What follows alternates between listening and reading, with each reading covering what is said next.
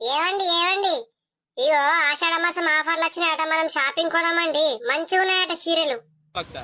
బీరువా నిండా చీరలు పెట్టుకొని ఇంకా చీరలు కావాలంటావేందే నువ్వు? అవన్నీ పాత అయిపోయినాయండి, అందుకే ఇప్పుడు షాపింగ్ కొదమంటున్నా. ఏంది పాతగా అయిపోయినాయా? నీకు రోజుకొక కొత్త చీర కావాలి ఏందే కట్టుకున్నందుకు? ఆ సప్పుడు దాకా నన్ను తాకట్టు పెట్టే అయిపోతుంది, రోజు కొత్త చీరలు కట్టుకోవచ్చు. నాకు అవన్నీ ఏం తెలియండి. ఇక నర్సక ఊంకచ్చుకున్నాడట చూడుండ్రి. ఆ నర్సక కన్నా మనం ఏం తక్కండి. ఇప్పుడు ఆడకట్టుకు ఇవే పాత చీరలు కట్టుకోని పోతే మీ పరువేం కావాలా, నా పరువేం కావాలా చెప్పుండ్రి.